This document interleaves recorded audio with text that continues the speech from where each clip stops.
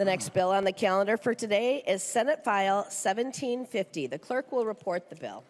Senate File number 1750, an act relating to common interest communities, modifying powers and duties of common interest communities. I recognize the member from Hennepin, Representative Bonner, to explain the bill. Thank you, members. Today, we are here to discuss the Homeowners Bill of Rights. The document before you refines and reforms our 32-year-old statute to provide much-needed updates for those living in home ownership communities and common interest communities. The Homeowners Bill of Rights focuses on three main things: transparency, best practices, paired with strong consumer protections. With 82% of new homes entering the marketplace in an HOA and nearly 1 in 4 Minnesotans living in an HOA today. As CICs and HOAs increase nationally and at home, our laws have simply not kept pace. And in some cases, we have unfortunately experienced what appears to be the Wild West. But red states and blue states such as Illinois, Florida, and most recently Georgia acknowledge the greater need for basic guardrails around transparency, best practice, and consumer protections. Catch a theme. Legislators in this room know that it is one of our most frequent constituent concerns and one of the hardest to remedy, as Minnesota statute offers little relief. The stories many of you have heard here are about when a homeowner's dream turns into their worst nightmare. But the bill before you seeks to fix that. It is the culmination of a deep dive spanning years that began with a work group to tackle thorny issues around this topic, and passionate public listening sessions in every corner of the Twin Cities, pulling folks from greater Minnesota in. Since that time, the bill has received robust review with a wide array of stakeholders and has seen significant revisions to add flexibility and clarity while also balancing the needs of very different groups of stakeholders, as you can imagine. It has passed the Senate with a bipartisan supermajority, and the current bill also has includes technical fixes that you will have coming up and some additional final clarity to prep it for the floor and move it towards a neutral position. But the final version before you will reflect the intense negotiations, compromise that has brought this to be an incredibly strong bill. And with that, I will head to the next piece. Thank you. There's an amendment at the desk. The clerk will report the amendment.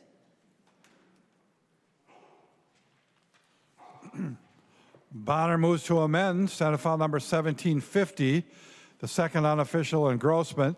The amendment is coded A5. I recognize the member from Hennepin, Representative Bonner, to your amendment.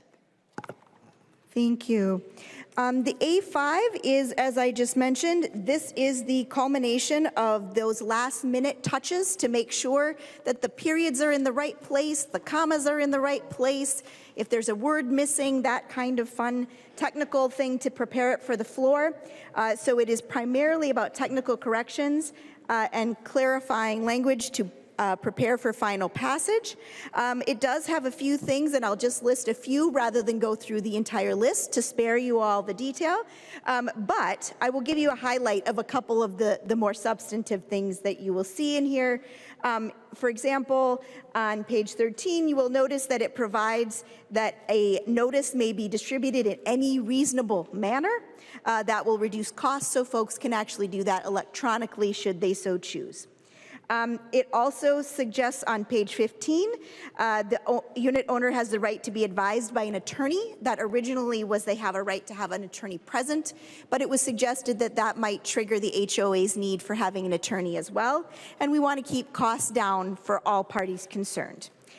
So then also making sure that when you send out or a final decision is made on an issue before the board, that a final decision to relevant folks is distributed within 30 days of adoption. Fairly straightforward and reasonable. And then, of course, we have that an association may not refuse acceptance of a payment from an owner, and it prescribes some additional information to clarify how that allocation of payments should be made. It also clarifies some language on elections to make sure that that piece is as crisp and clear as possible, as this document will likely be read by lay people, including volunteer boards. It also clarifies the information about documents being made available to individuals and homeowners before meetings. It also adds some clarifications around records being available for inspection, so that is nice and tidy. And finally, it adds some clarity on when you need to give notice of a referral to an attorney.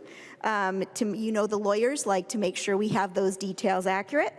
And then, of course, we have lastly a statement of obligation that sort of outlines for homeowners when they're purchasing that first home what their obligations may be under an HOA. Those are the highlights of the A5. Thank you. There is an amendment to the amendment. The chief clerk will report the amendment to the amendment.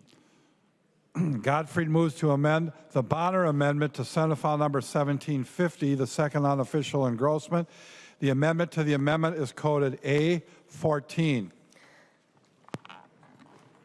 I recognize the member from Ramsey, Representative Gottfried, to explain your amendment to the amendment. Thank you, Madam Speaker. And this amendment we'd originally worked on because one of my constituents reached out with an issue. She's a participant in the Safe at Home program and had her HOA basically reveal her private data to a whole bunch of third-party vendors, and then it got aggregated from there on out. I know Representative Keeler also had a constituent where this was also a problem for her, and her Representative Keeler's amendment will also address this. The original amendment we drafted, we realized had some issues and that it had some adverse interactions actually with the Safe at Home program. So we worked with the Secretary of State's office to make sure that there was no confusing or adverse interactions between what we're intending to put within this bill and that Safe at Home program. So this amendment is pretty simple. It specifies that an association or management company should not sell their residents' private data, and if they must, for an express business purpose, they must ensure that the vendors to whom they sell that data cannot then in turn go ahead and sell that resident's data to others. As I said, interestingly, this issue for both my constituent and Representative Keeler's constituent popped up within a matter of weeks of each other. And if it's okay with the Speaker, I would like to take a moment to share the experience of my constituent. With her permission, that inspired this particular amendment. So these are her words.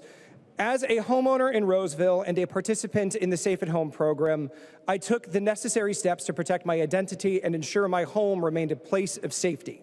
I provided my HOA and its management company with the required documentation, trusting that my private information would be handled appropriately. Instead, my name and address have been repeatedly exposed, shared in homeowners' portals, listed in directories, and published in meeting minutes. At the same time, my data has been shared with third-party vendors without my knowledge or consent, leaving me with no control over how it is used or further distributed. Standard HOA governing documents also allow board members and vendors to enter properties and photograph homes, potentially capturing sensitive details like entry points, while volunteer board members are permitted to store this information on personal devices with no clear safeguards or accountability. For me, and for other survivors of domestic violence and our families, this is not just frustrating, it is dangerous. The Safe at Home program exists to prevent exactly this kind of exposure, yet living in an HOA has forced me into a position where my safety is compromised just to maintain my rights as a homeowner.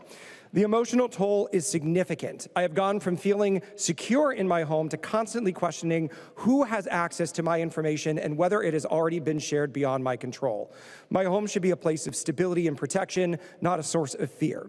Without clear data privacy protections, limits on information sharing, and accountability for violations, safe-at-home participants like me are left vulnerable in the very communities we are supposed to feel the safest. And for very obvious reasons, my constituent asked that her name be kept private in this testimony. This A14 amendment provides exactly the data privacy protections and clarifications that would preserve the security of my constituents, many of your constituents, safe-at-home participants, anyone living under an HOA, and maybe even members of this body here. And, I would ask that you put yourself into my constituent's shoes, into Representative Keeler's constituent shoes when she shares that story. And I think it shouldn't be too difficult at this point, because at this point, every single person in this room knows what it feels like to be targeted. Every single one does. And so, I would ask, whether you live in an HOA or not, would you like to have your name and address sold to a third party or a vendor who then in turn can do the same and sell it to data brokers and Lord knows how many other entities? This amendment fills the gap that currently exists in this HOA bill, identified by real people in our communities. And I just got a question. If this happened in Roseville and in Moorhead, how many other places in our state is this happening? And, in conversations that I had even just earlier today, as certain municipalities are requiring HOAs to be organized, how much more often is this going to happen? And, in a world where we are increasingly subjected to surveillance and our privacy infringed upon by anybody who is willing to pay enough money, these types of provisions are necessary not just for HOA members, but for everyone in our state, especially survivors of domestic violence, sexual assault, and abuse. Passing this amendment is the right thing to do to shore up this bill. Thank you, Speaker. I would ask for a roll call, and please A roll call ask. has been requested. Seeing 15 hands, there will be a roll call. Representative Godfrey. Thank you, Madam Speaker. I ask for a roll call, and please ask for your support. This is the right thing to do to shore up the data privacy for literally everyone that is under an HOA. Thank you. Discussion. I recognize Representative Scott.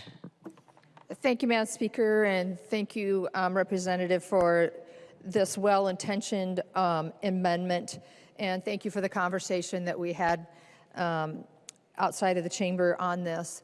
And my concern is your amendment isn't just about selling the information, it's about disclosing the name and address.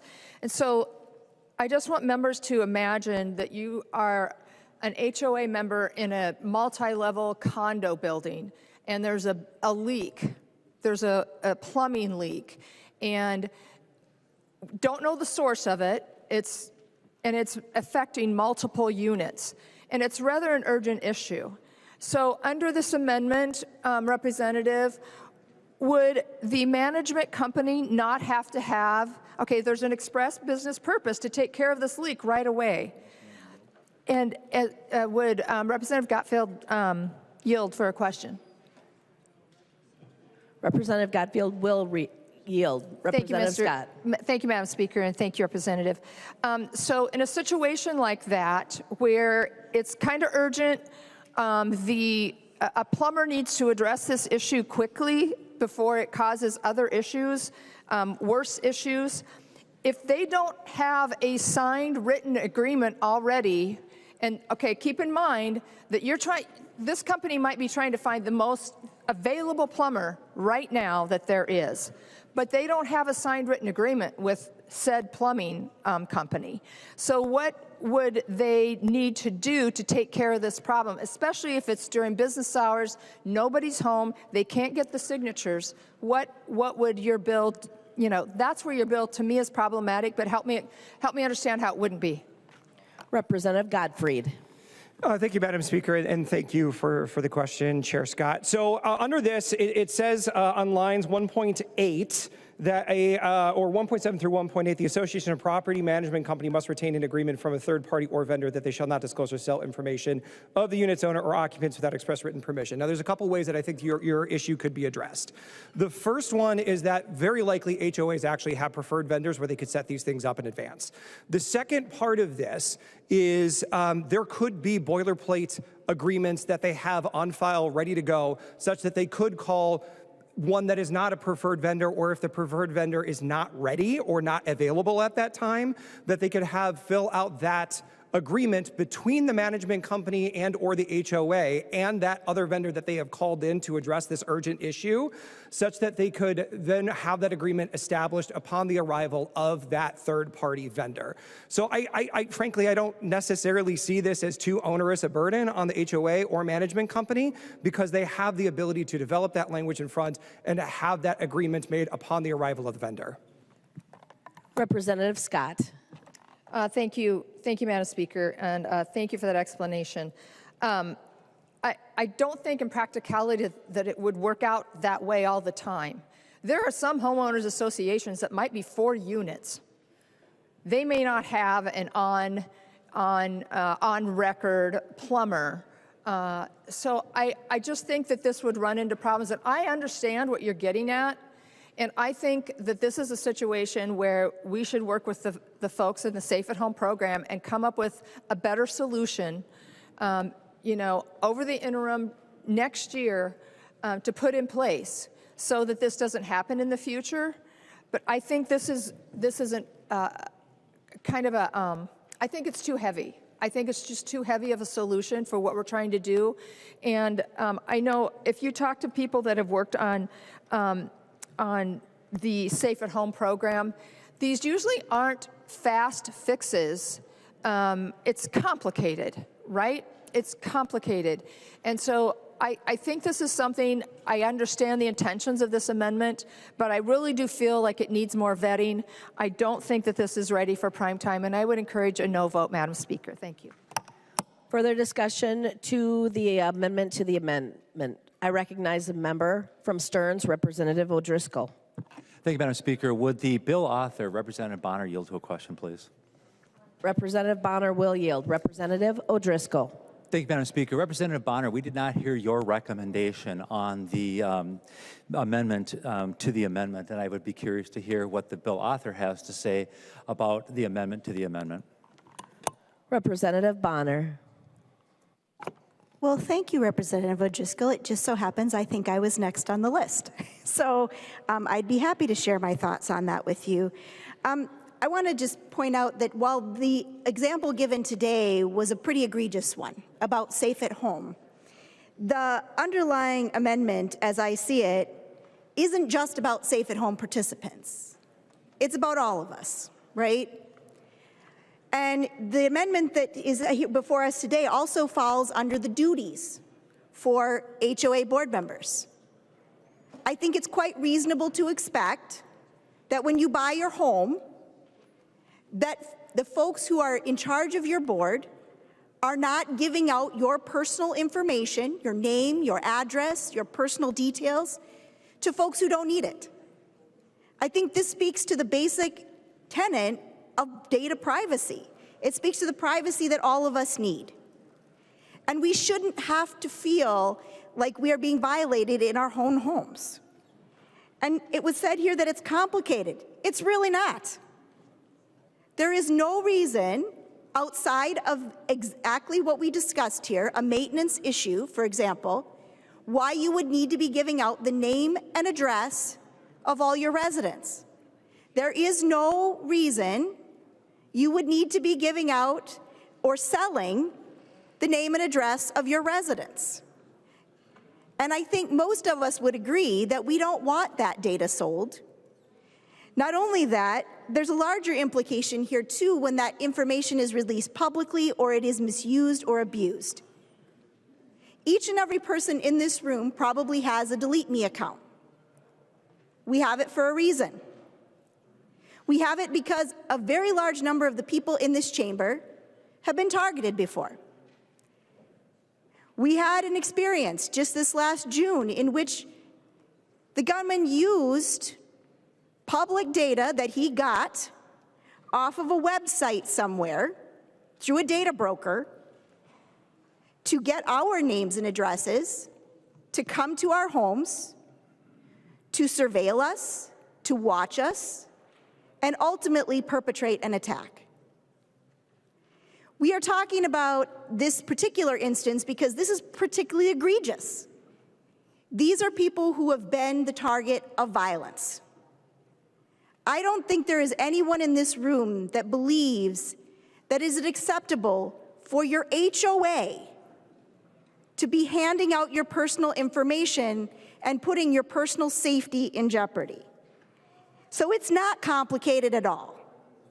And while the issue that, or the example that came up was safe at home, this is a broader issue. Do you want people giving out your private data that shouldn't be having it? And I think that speaks much more to the core of this specific amendment. And frankly, your safety in your own home should never, ever be up for debate. I feel it's reasonable to ask homeowners association members to make sure that they're protecting your own personal private information, and I would encourage folks to vote green. Representative O'Driscoll. Well, thank you, Madam Speaker and members. So Representative Bonner, I don't disagree with you. And this bill that we have before us is in 515B, the Common Interest Community Act in Minnesota, which became law on June 30th of 1994. As of a lot of work by this body that was assembled at that time. The more global question that I have for you and for this body is 514B the spot to be able to be codifying all this information? Because what you're talking about is calling out one type of form of housing. Well, what about people who rent? I don't see anything in here. We're just picking on people who live in homeowners associations. How about people who live in manufactured home parks? Wouldn't this be better being brought through a committee process and be discussed by a committee and brought forth as its own bill with the Secretary of State's office under the Safe at Home Act instead of trying to piecemeal this together? Where does it apply and where doesn't it? And this is not going to be codified in the election law. This is going to be codified in 515B. So somebody's going to have to be looking around to try to figure out where this is at. I don't think that the idea is a wrong idea. I just think it's misplaced. And I would ask that the amendment be withdrawn and that we actually look at doing this more globally and solve the problem instead of just taking bites around the edges. Ask yourselves, members, you're going to choose today which group is more important to protect and which isn't. And I just came up with three different forms of housing while I was sitting here listening to the testimony on here. Second question I have, and Madam Speaker, if Representative Godfrey would yield to a question. Representative Godfrey will yield. Representative O'Driscoll. Thank you, Madam Speaker and members. Representative Godfrey, you cited two situations where this has occurred. Again, since we haven't had the ability to hear from anybody in the homeowners association or the individuals that you've cited and secondarily cited through, you turned to Representative Keeler and said that she may have had a similar situation in Moorhead. So that's 2 out of the 6 million people that live in the state of Minnesota that we have an issue. Why don't we run this through the committee process and try to find the right answer? I would trust that Chair Nash and Chair Cleavorn, who deal with a lot of this stuff, or Chair Quam and others, would be well suited to deal with this issue.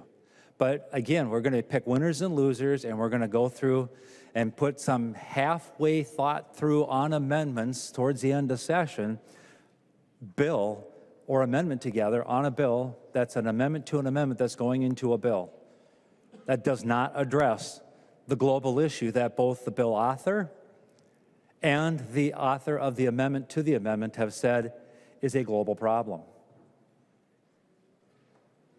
Seems to me that if we're trusted with doing the people's business, we should do it in a diligent fashion and find out all persons who are in this situation. So as much as I appreciate the work and the intent on this, Representative Godfrey, can you discuss why you don't think this should go through and why this group is much more important than the other members of, or forms of housing and folks who may occupy that type of dwelling? Representative Godfrey. Excuse me. Thank you, Madam Speaker. And thank you for the question. And I will say that there have been more folks affected by this than just the two people that I have referenced. I have had conversations with folks that work at a domestic violence organization that helps survivors of domestic violence, and this is a common occurrence for many of those folks who are involved in the Safe at Home program. And I know that Representative Bonner discussed how we are talking about the most kind of egregious example of this, survivors of violence having their data exposed. And I would reiterate what she said, is that this is an issue for all of us. None of us should want any of our private data leaked out to folks that we don't want it leaked out to. And to address your specific question about picking winners and losers, I think that is a false binary. I don't think that is the choice we're making, and I actually think I do think it's a disingenuous argument to make. And the reason why I say that is because this was identified through real world experiences. If we want to have a more global discussion about this next year during the committee process and things like that, and try to close this loophole for every single type of housing that exists, I'm all for it. Let's work together. Let's do that. But I think this is an issue that we have seen right here, right now, develop in front of our eyes within the past couple of weeks. And I don't know what we're supposed to be doing in this body if not being responsive to the needs of our constituents. And that's exactly what I'm doing right here. So to your point, if we want to work together, you mentioned a couple of representatives, Chair Quam over here, we can do this. Let's work with the Secretary of State's office to shore up the Safe at Home program going forward. This is something that I would like to do next year as well. But I do not think it's right to say that we're picking winners and losers here. No, we are simply responding to the needs of our constituents when they elevate these issues to us. Thank you, Madam Speaker. Representative O'Driscoll. Well, thank you, Madam Speaker and members. I'm very familiar with the Safe at Home program. As a matter of fact, in my legislative career, chaired the committee that had jurisdiction over elections and worked very closely with Secretary Simon and others. And given the nature of this and the sensitivity of this, I think it involves much deeper and much more conversation than just a passing on a Thursday afternoon before what I always call Legislative Friday, Thursdays around here, and people are saying, gosh, I wish I could go home. That's what we're up against, folks. We're saying, well, let's go protect this group or let's do this because we think it's a good idea. This is not how we should be making public policy around this place. We should be making public policy by bringing people in, by talking to people. And I have done some checking with the Secretary of State's office through our staff and through my team in the Commerce Department, actually in the Commerce Committee. And the Secretary of State's office is a little skittish about the whole concept of dealing with Safe at Home and how this is going to be dealt with, not necessarily in this specific amendment, but in the whole concept of a few other amendments that are coming up here. Members, really, if you want to do your job and you want to look people in the eye and say, I'm taking care of people, this is not the way to do this. Let's actually do it in a legitimate process. And don't tell me, folks, that we didn't have time to do it and stuff. This bill came to us 12 months ago from the Senate.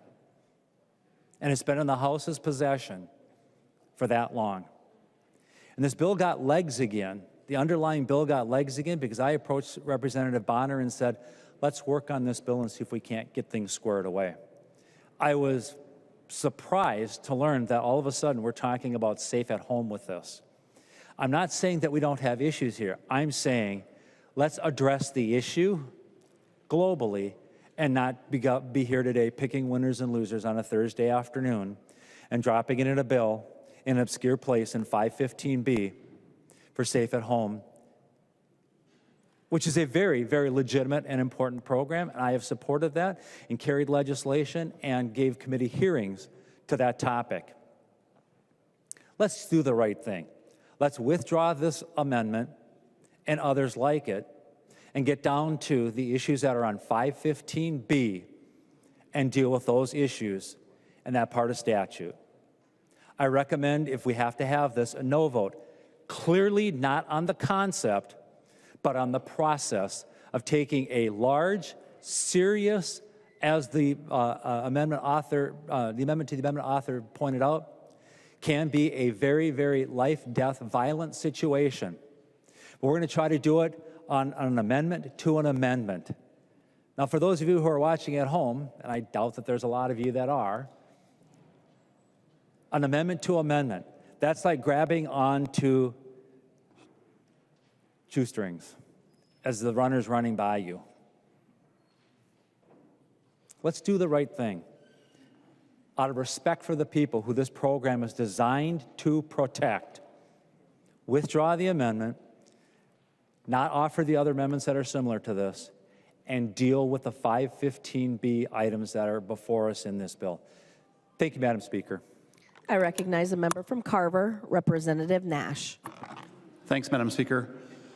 Members, if you'll remember, about a week and a half ago, we did a bill that I carried that was for the Safe at Home program. And Representative Gottfried, I appreciate what you're trying to get done here, but I want to tell you, well, first, my constituent thanks everybody very much for the vote that we put on the floor that day. It passed off the Senate, and it's on the way to the governor. But that bill took about a year to get done. From the time we brought the information to the Secretary of State till we met with all the different stakeholders. We met very closely with the Banking Association because there were things in there that required interaction with banks. We talked a lot about it with the Secretary of State. We went back and talked to stakeholders, and it was a long back and forth. And everybody eventually got to the point where they felt comfortable with it. And I don't believe that that's what's happened here. I'm happy to work with you and maybe share some of the experiences that I've had on getting safe at home stuff moving forward. But I know from having heard from the Homeowners Association folks that they have not really interacted with this at all. And I think that that was the lesson that I learned that was the most important in getting the bill that we just got done over the finish line, which is talk to all the people who will have a stake in the outcome. Now, there's a tremendous amount of merit here, Representative Gottfried, I'm happy to work with you. I will give you my personal cell number. We can talk over the interim. We can work on this together. I'm happy to do that. But what I know from having done the hard work of getting a bill first scoped out, that took a long time to make sure that we were threading the needle, working with the Secretary of State's office, letting them go back and think through things, then talking with the stakeholders, then having nonpartisan draft up the bill, and then we talked through that again. Then we went through the committee process, and I don't think this has gone through the committee process. In fact, I know it hasn't because it would have come to state government finance. I want us to have the ability to do the work the right way, and the right way includes making sure that you're talking to the stakeholders who will be impacted. And you've heard from Chair O'Driscoll, who's now off the floor. There he is. You've heard from Chair Scott. I don't think any of us are opposed to looking at how do we address this idea, because I will tell you that I'm committed to it. But there is a process. The process was not followed. And I don't want to vote no for your amendment, but if it goes to a vote, I'm going to vote no on it because it didn't really take the time to talk with the stakeholders so that they could get to a position of a mutual yes. And that's really the hallmark of a good piece of bipartisan legislation, is finding a way to get to a mutual yes on something that is as important as this. I don't want to create an adversarial relationship over something that is as sensitive and important as the Safe at Home, but the work wasn't done with the stakeholders, and I wish that it was, and I think that it needs to be. So I will ask members, if this goes to a vote, please vote no. It is not something that was brought to the attention of the Homeowners Association folks, and I know because I've gotten emails to that effect, and yet they're impacted, and we need to do that work. So with that, Madam Speaker, thank you very much. I recognize the member from Anoka, Representative Scott. Thank you, Madam Speaker. And Representative Gottfried, I don't know if you're aware of this or not, and maybe Representative Bonner can chime in here if she is aware or not aware, but in 515B, the Homeowners Association has to supply you, if you ask for the names and contact information of the other owners in that association, they have to provide that. Your amendment doesn't address that. So maybe there's someone within that association that's stalking a person or that is going to share that information. They can ask the homeowners association for all that information. They could sell it. They could share it outside the confines of the HOA. So again, I just want to iterate and reiterate that I think what you're doing here is well-intentioned. It's just not quite ready. I think it needs more discussion, and I would still encourage a no vote. Thank you, Madam Speaker. I recognize the member from Hennepin, Representative Bonner. Thank you. I appreciate it. I just want to be very clear. We've talked a lot about safe at home today, but I want to be very clear when you read the language, and you have it on a pink sheet, pretty easy to read. Nowhere on this pink sheet does it say safe at home. Doesn't say it. I just want to be crystal clear about that. This provision is not, well, that was one example given of why you might not want your data shared. That is not what this amendment does. This amendment is under the section entitled Powers and Duties of Unit Owners Associations. These are the people who run your homeowners association board.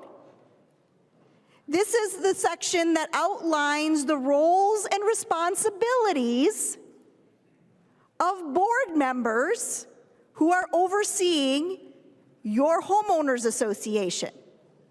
So as to whether or not this fits here, it's exactly the right place to put it. We're telling homeowners associations and homeowners association board members what their roles and responsibilities are and what they can and cannot do. What we are telling them in this is that you should not be disclosing private sensitive information on your homeowners without an express business purpose or without consent. That is not complicated. It's not difficult.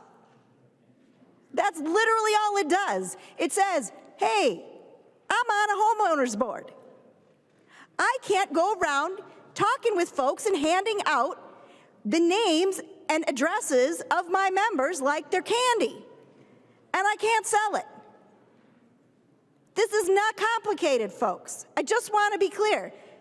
This bill, this paper, doesn't say anything about safe at home.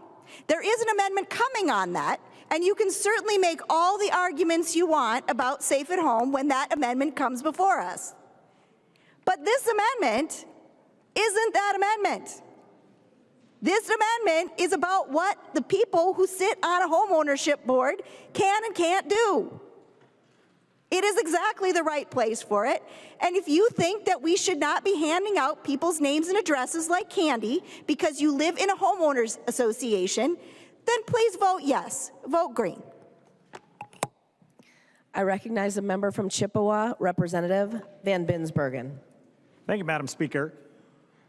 I've been in this business in the housing business for 30 years. I tell you, I think this amendment is greatly misguided. I've not heard of that management companies are selling data of homeowners or that board members are handing out data of the people that live in facilities. And the answer to this is simple. We don't need another law to fix the problem. If that is happening, fire the management company. That's easy. Go hire another management company. I'm in the business. I've managed these kinds of properties before. I encourage members a no vote. Further discussion to the amendment Recognize a member from Anoka, Representative Scott. I'm sorry, Madam Speaker. Would Representative Bonner yield to a question? Representative Bonner will yield. Representative Scott. Thank you, Madam Speaker. And the second time I spoke, I'm not sure everybody heard me, but I just want to reiterate that current law in 515B.3 allows me as a member of the homeowners association to ask the homeowner association to provide me the name and contact information of everyone in that association, and according to the law, current law, they have to provide it. So how does what Representative Gottfried is trying to do here, how do you square that with, okay, if we make this the law, the amendment to the amendment, I, as a member of the homeowners association, can get all that information myself and share it willy-nilly. This amendment doesn't address that. So I'm just wondering, Representative Bonner, how you square that, if she would yield to that question. Representative Bonner. I want to remind us that the section we're talking about with this amendment is the powers and duties of unit owners associations. I just want to remind everybody of that. This is the roles and responsibilities of someone who serves on a home ownership board, first of all. Second, it says in the amendment very clearly if they have an express business purpose. If it's in their bylaws and there's something where they have a purpose to be giving it out, then this doesn't contradict that. We're not asking anyone to do anything crazy here. We're saying, if you sit on the board, don't be handing out people's information without permission or without an expressed use for it, right? It's literally like data privacy 101. This isn't complicated.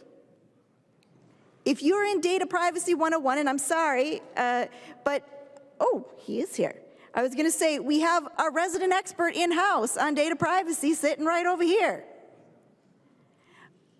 And Representative Elkins, but I just want to say, this is not complicated.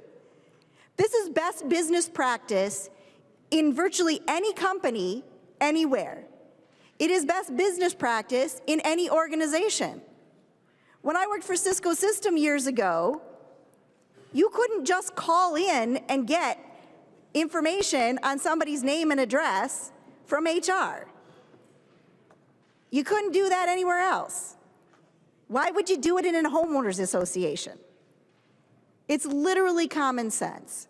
And while I would hope that most home ownership boards are already doing this, it's just a way to say to them, we're sending a signal that says, just as a reminder, it is best practice, because that's what all this is about, that you shouldn't be doing it. There's no penalty associated with this. There's no fine or fee. We're just reminding the members of the board that this is best practice, that you shouldn't be doing it. It's really quite simple. Representative Scott. Further discussion? I recognize a member from Olmsted, Representative Quam. Thank you, Madam Speaker. Best practices. Well, frankly, best practices is look for what could be unintended consequences be of any bill we pass. Are there any emergencies, any unforeseen things that could possibly come up? And this doesn't seem to pass that test because, frankly, there are frequently emergencies that happen. And oftentimes, that's not when the specific resident is available. And this doesn't have, it requires without express written permission.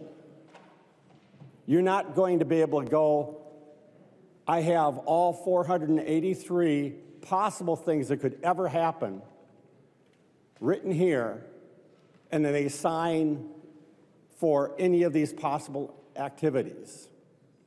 No. You can have some HOAs have duplexes, quadplexes, you know, a lot of different variations. And you might have one entity in a quadplex that's gone.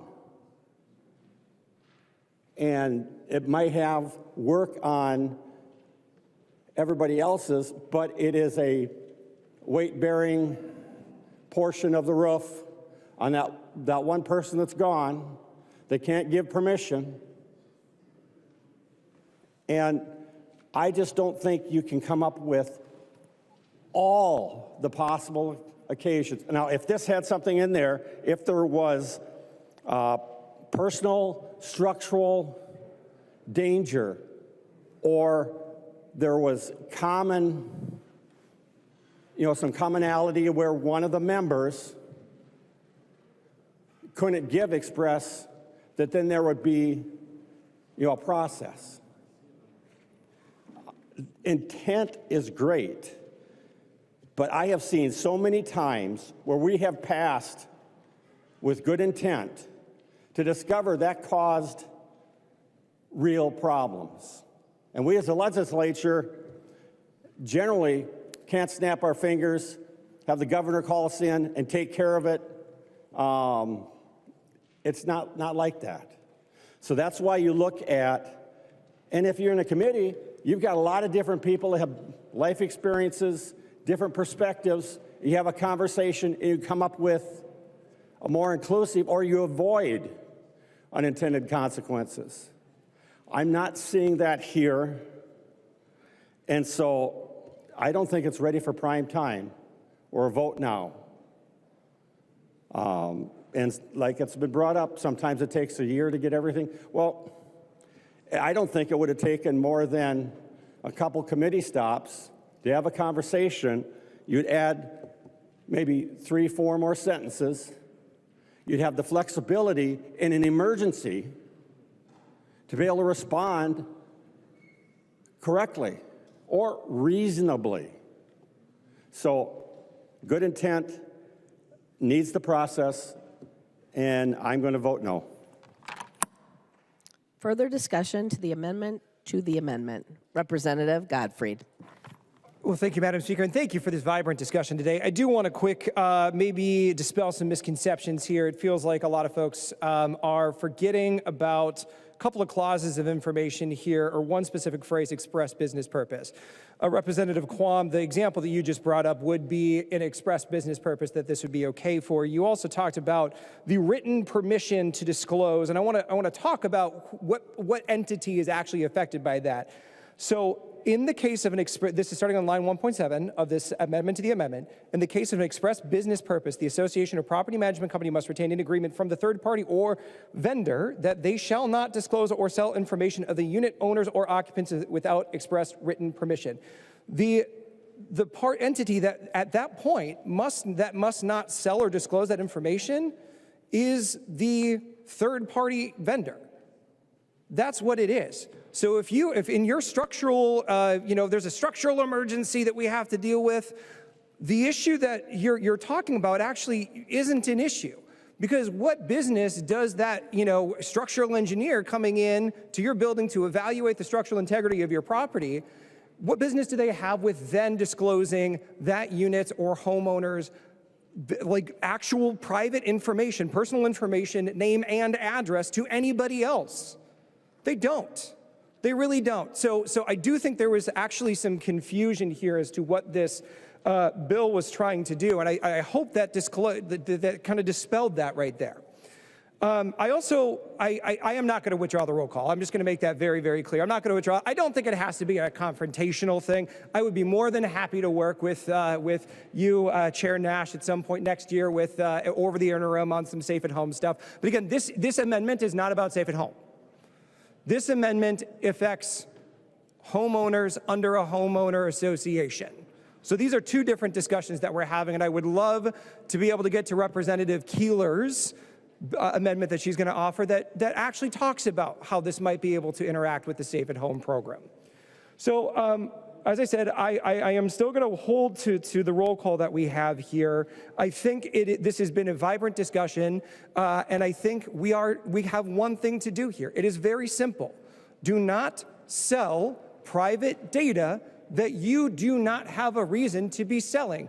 Do not disclose private data unless you have a reason to disclose it. It is as simple as that. And all the arguments that I have heard from my colleagues across the aisle is talking about anything but that. We're talking about process. We're talking about a program this doesn't even touch.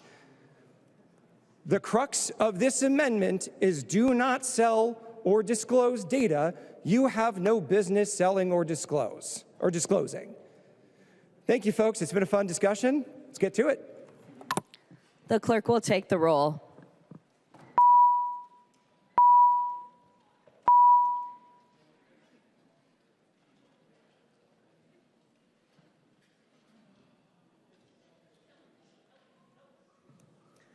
The clerk will call the names of the members participating remotely. Franzen.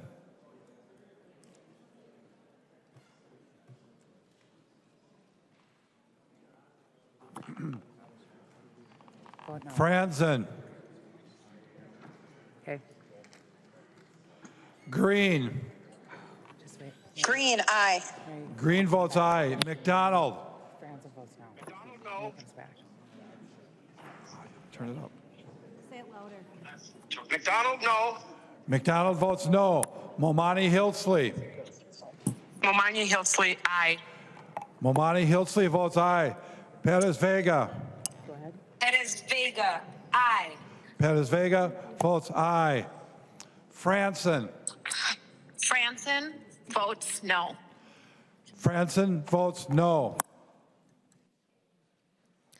The clerk will close the roll.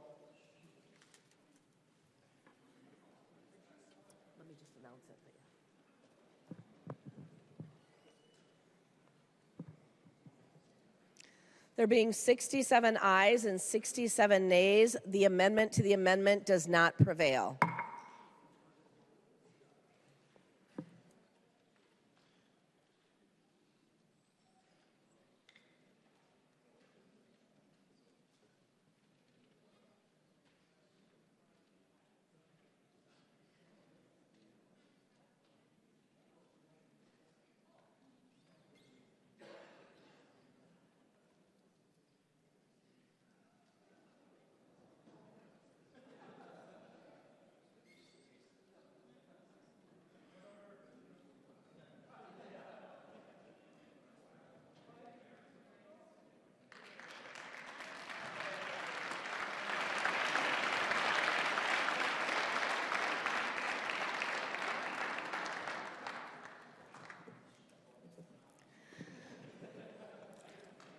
To the underlying amendment, the A5.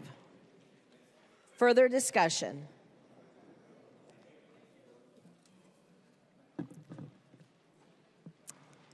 Representative Meckland. Thank you, Madam Speaker. Members on my side, I recommend a green vote on the A5 as is. Further discussion to the amendment? Representative Bonner, to your amendment. Thank you. I also appreciate my partner over there, Representative Meckland, and would encourage a green vote on the A5.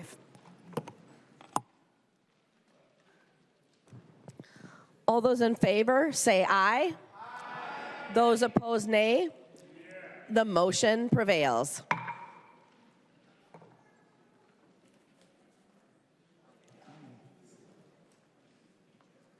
There's an amendment at the desk. The clerk will report the amendment. Keeler moves to amend Senate File Number 1750, the second unofficial engrossment. The amendment is coded A7. I recognize the member from Clay, Representative Keeler, to your amendment. Thank you, Madam Speaker. I just want to say a couple things based on the last conversation. One, I really think that the floor is a legit process. I think that what we do here matters. I think the conversations that we have and the amendments that we bring are real. I just want to make sure that I know that maybe some of you don't think that, but there are some legislators that really believe this is still a serious process in legislating. This did come to me with a constituent conversation. I also believe as elected officials, it's our job to genuinely listen to the concerns that our constituents have. Maybe they didn't call me in November or December to do this. They called me literally this week because they knew this bill was coming up. And I also want to just say, the group that I'm choosing to protect, like always, are the victims of violence. And so I know we have people that will stand up and say, oh, I'm a housing provider and this is bad for business. Well, I'm a survivor of violence, and so I'm going to stand up and speak on our behalf. I think we have stories that are important to share. And so I had a constituent call me, and as many of us do, we take time to listen to these stories, especially when they're kind of these one-off situations that didn't come in a huge group email that's copied and pasted. This was a genuine story. I have a constituent in my district that is terrified, like terrified. And I want us all to pause. We know what that feels like. I mean, maybe I'm the only one, but I believe that many of us know what it feels like to be terrified in our own home at the risk of violence. Like, the fact that we have to even convince ourselves of that is crazy. And so I understand that there is a process, and I believe that bringing amendments to the floor is a genuine option. And so that's what I'm trying to do.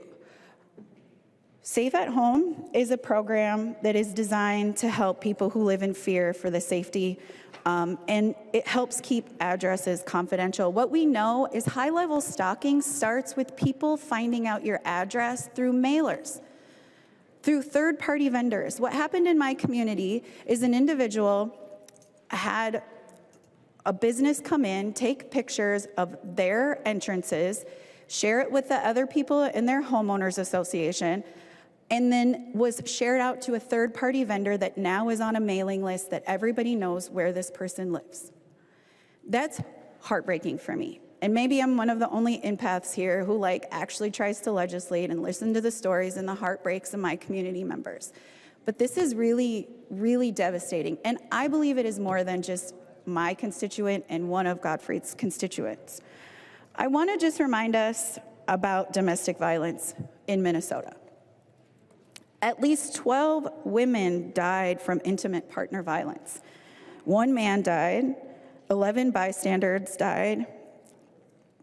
And these are all from people who were just trying to find a safe place to stay. So what I hope we don't do is get up and just really criticize the process. If you don't want to vote for it, don't vote for it. I'm going to call for a roll call. Roll call has been requested. Seeing 15 hands, there will be a roll call. Representative Keeler.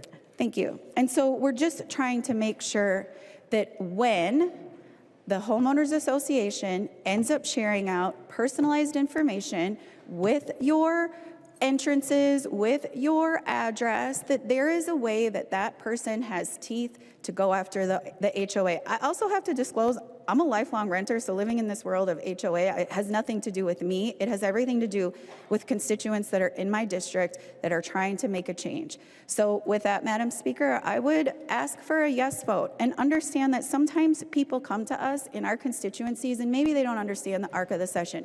Maybe we don't do the greatest job at telling everybody when to engage with us. I am really proud of my constituent who found it brave to call me, to share this, and to actually try to find a solution. Survivors deserve to be heard. Survivors deserve to be seen. And I believe a green vote stands up for survivors today. Thank you. I recognize the member from Hennepin, Representative Bonner. Thank you. And members, I think this one, and I acknowledge and I understand certain concerns about timing. But is there ever a really right time when folks have been harmed? And in this particular case, we're talking about individuals that are writing their legislator like they do to all of us, who are terrified. They're terrified because they've been the product of violence and their information is now exposed. And I just want to be thoughtful in that we talk a lot about unintended consequences. And in this particular situation, there are really high stakes, really high unintended consequences if someone participating in Safe at Home has their information leaked. If that ends up at a data broker site. I have been hearing from victims for years about how their attackers would stalk them across the internet. They would have to go into virtual hiding from being online. They would take great lengths to hide their identity and their location where they lived. They go to great expense to move to a new location so that they can feel safe at the end of the day, that they're not worried that the next knock on that door is the person who perpetrated the violence against them. And if you haven't heard from your folks, someone like in this situation who has been stalked across years by an ex-husband, an ex-boyfriend, whoever it is, that hasn't had to live in fear where they live, then I'd be happy to share some with you.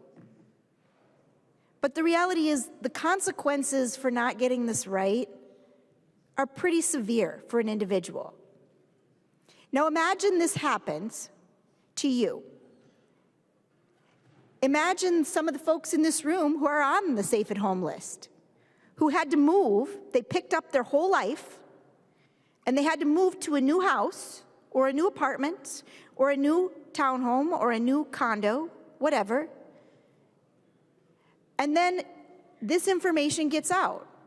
This isn't a small thing. Not only is your potential safety in jeopardy, and you now have to find a place to stay, including your children, if you have them at home, those little ones, which a lot of them do. And constituents who've talked to me have talked about having to move many times with their little ones just to keep their kids safe. When that happens, it's pretty extreme to have to pick up your entire life in a suitcase and try to move. And if you own this home, that's not a simple task. You don't just get up and decide you're going to move the next day. If we're talking about unintended consequences, the unintended consequences for getting this wrong are pretty high.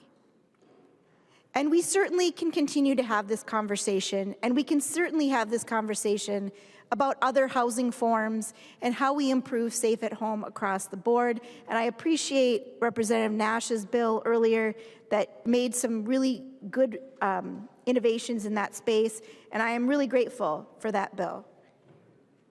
And I think we all wish that this situation had come up sooner and that it could have been included. But I think we understand unintended consequences and we understand the impact on people's lives if we get this wrong. So I would invite folks to vote green on this and make sure that families are protected. Further discussion to the amendment. I recognize the member from Carver, Representative Nash. Thanks, Madam Speaker. And Representative Keeler, there we go. You and I have worked on stuff where I shared my own story. So please don't anybody think that I'm not interested in talking about domestic violence as the victim of domestic violence myself. Don't. And the bill that I worked on recently on the Safe at Home, very, very important. My constituent is enormously grateful. She told me that even after all these things, she's still, because of the department screw up, she's still afraid that she's going to be stalked, found, and killed by her domestic abuser. But we followed a process. We did. And Representative Keeler, and you're not going to be here next year, but but would love to continue working with you because you and I very much side by side on a lot of these issues. But process does matter, and in talking to a lot of the folks that would have to be impacted by this, they didn't hear anything. We didn't have a bill process, and bill processes matter. You know, as I was trying to move my bill to the Public Safety Committee, the Public Safety co-chairs had said, hey, we think we can get you in maybe, but if you change your penalty to a gross misdemeanor, we don't have to hear it. Those are things that happen as we move things through the committee process. It gives us more time to think through things. It gives us more time to make sure that the people who are universally impacted, not just those who are in the Safe at Home program, but those who have to live with the things that happen as a result of an amendment or a bill, it's worth making sure we put in the time to get the bill right for everybody. And members, I will, as I'd said before, I will continue to work on this issue because it's valuable. The Safe at Home program is valuable, and we should get things right. We should put in the extra time. We should put in meetings at 8 p.m. at night if we need to meet with everybody who's going to be impacted. But an idea that came forward very late in the game, I just don't see it. So I would urge a red vote. I recognize the member from Ramsey, Representative Finke. Thank you, Madam Speaker. I've been listening to the last, hour of debate on these two amendments, and I'm grateful for your work on Safe at Home, Representative Nash, and I'm grateful to that your constituent has had the experience of seeing change as a result from what they have lived through. And I just want to say I'm sorry to Representative Keeler's constituent whose experience was not of domestic violence and terror was not on a supportable timeline for the legislative process.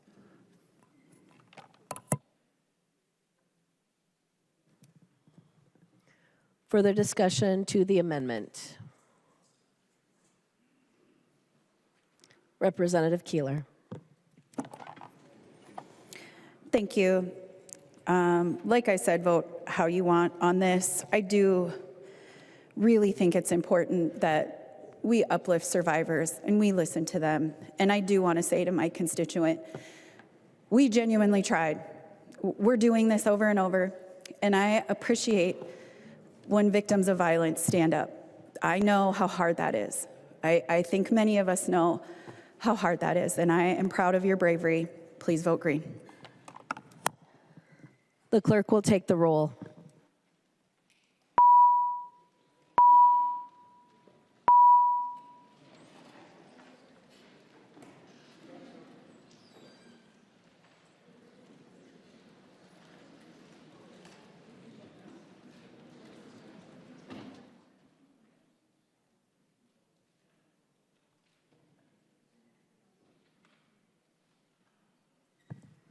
The clerk will call the names of the members participating remotely. Franzen. Franson votes no. Franzen votes no. Green. Green votes aye. Green votes aye. McDonald. McDonald, no. McDonald votes no. Momani Hillsley.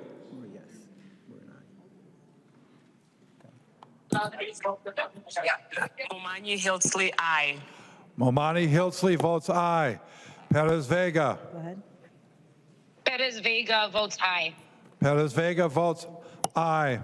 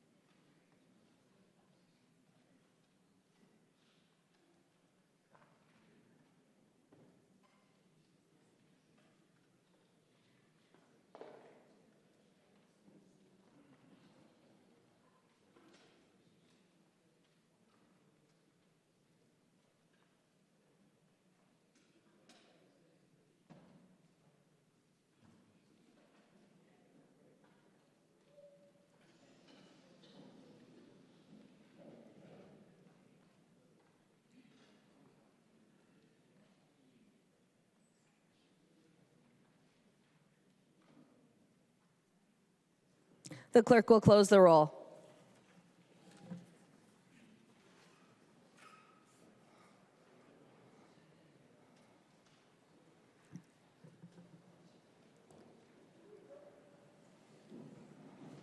There being 69 ayes and 65 nays, the amendment is passed.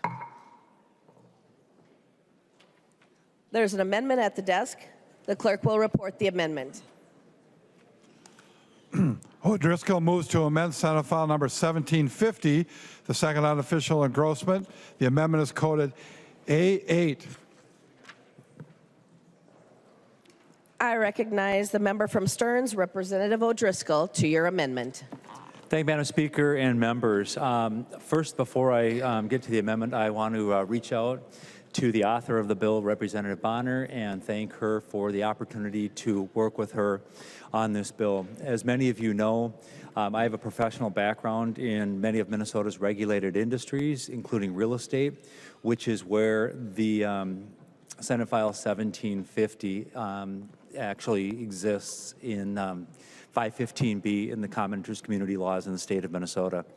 And when that bill came over last year from the Senate, it needed some work. There were some inconsistencies that are in there. And I, again, want to thank Representative Bonner for the opportunity to work with her, the team from Co-Chair Cagle, and her team from Commerce, and our team from the Minnesota House. I am going to be in a very peculiar situation today. I support the bill and the work that's in there.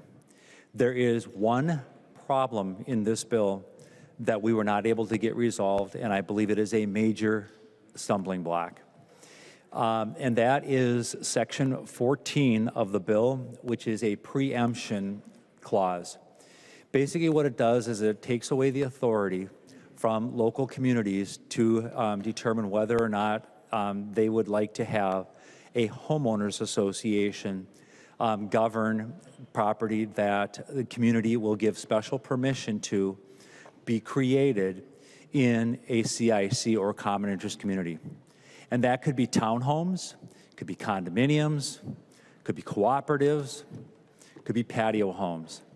What normally happens in a situation like this, members, is there's maybe a 60 or an 80 acre parcel of property, and instead of it being and I won't bore you with the details, but a single family detached that follows the normal zoning ordinances in a community, it allows for some exceptions on what's called a planned unit development. You can have narrower roads, you can put retention ponds, you can put private amenities in there. Those private amenities are things that sometimes attract people to purchase properties in a common interest community. Some may tell you later today that why should someone have double taxation, pay an association fee, as well as pay property taxes for similar amendments? And the answer is because they choose to do that. People get an opportunity to be able to choose to purchase what they want, where they want, and the kind of environment that they want to live in, and that's where common interest communities come into play. The other important thing that common interest communities provide is, as taxpayers in general, they help keep down your property taxes. And you may say, well, how does that happen? Because they're the first line of defense when a neighbor has a squabble with a neighbor about the dog running in the neighborhood. Or you parked in front of my driveway, or your snow is on part of my sidewalk. All the things that city might get a call from with neighbor and neighbor. They deal with that internally in the common interest community through the homeowners association. And believe it or not, homeowners associations experience the same kinds of problems that others experience in the elected world, whether it be on a city council, the state legislature, whatever the case may be. And sometimes it's finding people who are interested and willing to run and make the commitment to do the hard work that it takes to establish good public policy, and in this case, establishing public policy in and for the owners of property in that common interest community. So I have asked the question when I sat down with Representative Bonner, and I said, there's a problem because this particular section doesn't actually do what you would hope it does. And I've been told that common interest communities can still be required. I understand that. I also understand that the developer can ask for a common interest community as well. There are many ways that property can be regulated, and because of that, it can create some clashes. The problem that you hear some others talk about today is that this is going to, this preemption provision is going to require communities to step aside and let the developer and not allow the city to require, for example, a monument sign that comes into a residential single-family home development, which would require a common interest community. And I support that. And so you're saying, well, why are you bringing this amendment forward? The reason I'm bringing the amendment forward is it's vague. It doesn't actually define what happens. And I am sick and tired of laws being challenged because we don't finish our work on here. And I was very clear early on that this provision needs to be resolved and needs to be worked on, and asked about it and said if it doesn't get resolved, I will be bringing it to the floor. And I'm a very transparent legislator, absolutely transparent legislator. Cards on the table, and I can be a little bit of a bulldog sometimes in a china shop. I get very passionate about things, and one of those things is doing our job right.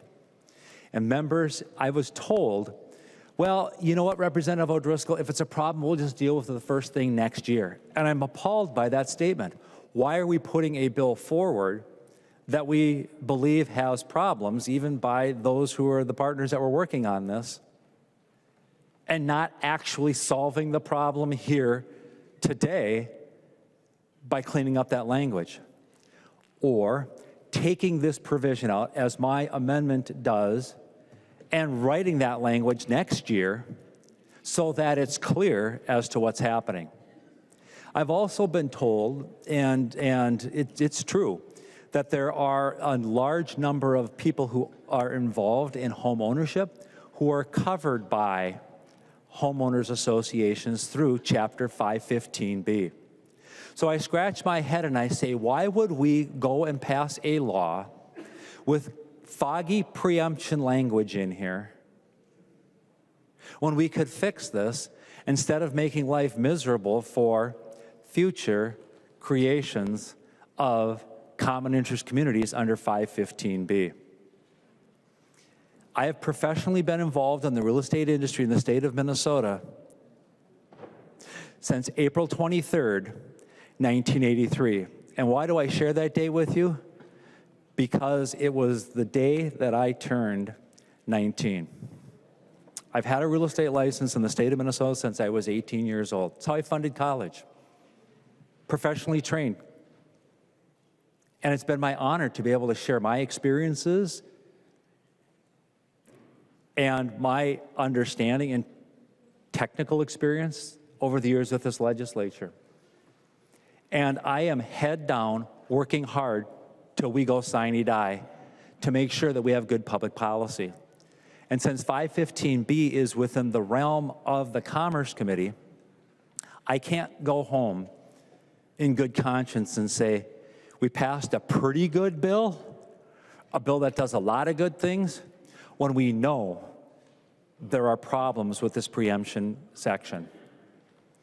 And your local units of government have problem with it.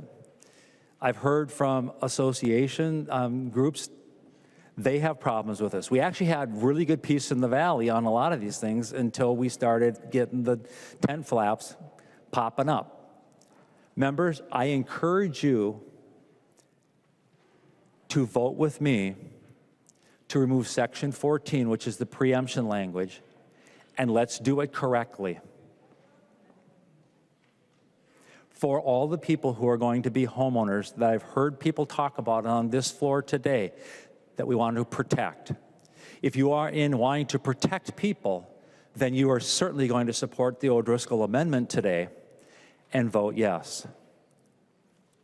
Now, I'm also smart enough to know, having been around here, that the speech that I just gave will bring a few other people speaking to this issue. We will have a vote.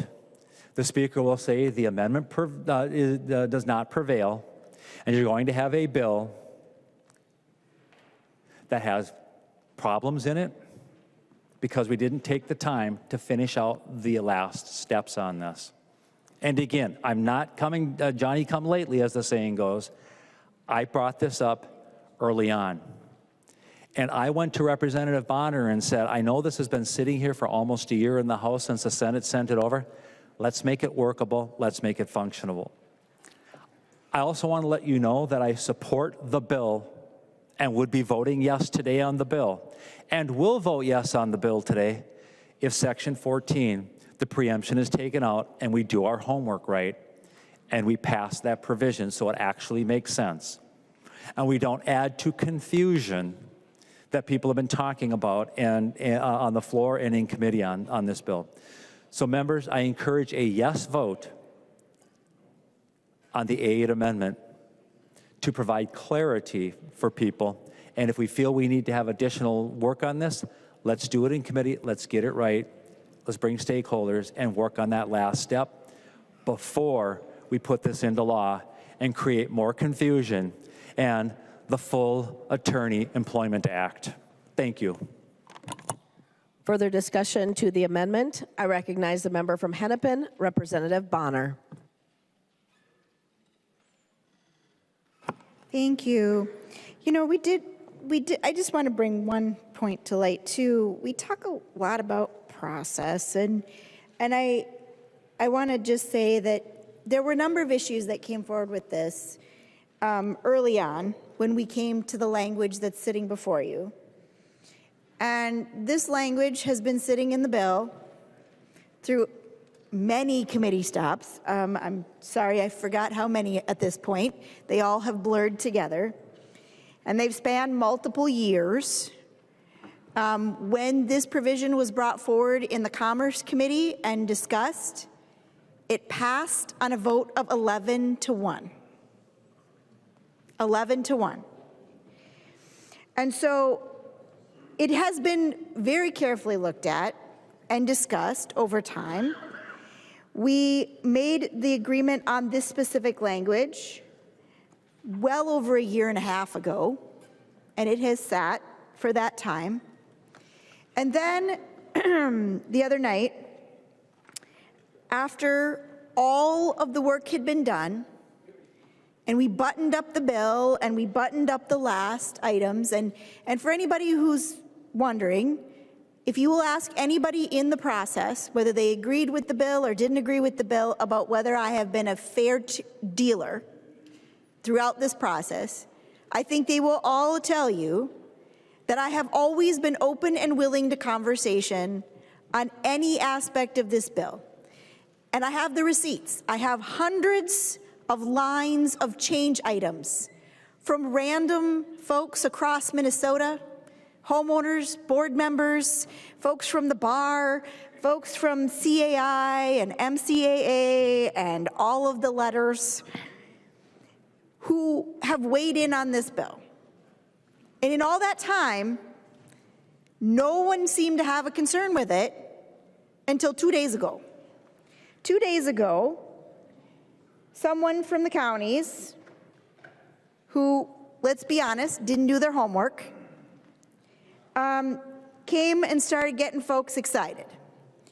And when that happened, we started digging deeper and going back into it, because I'll be honest, it had been a year and a half that this language had been out there and negotiated, so I had to go back and dig into my notes and look through and find out what the background on this particular issue was. But I wanted to say that in that process, we came through and said, I came back to them and I shared with them, because the primary concern they had was about the maintenance of shared elements. So let's keep the goal in mind. Everybody, here's the goal. The goal was making sure that HOAs, particularly those that exist today, that have shared elements, whether that's a septic system, a stormwater pond, whatever it is, that they would continue to be maintained properly. Now, under this bill, I want to be very clear with you, this bill has nothing to do with any existing agreements with an HOA. It doesn't compromise any existing agreements about maintaining shared infrastructure. It literally does none of that. It, quite frankly, it also has nothing to do with forbidding builders to require an HOA if that is the best outlet to maintain shared assets. It also doesn't stop them from building a product that buyers would want to buy. They're certainly welcome to do that. They're welcome to have shared elements in which that would be required. Developers can ask for one if that's the best instrument to do it. Builders can ask for that if that's the best instrument to do it. But there's also many tools in the toolbox that can be used specifically for maintaining shared assets.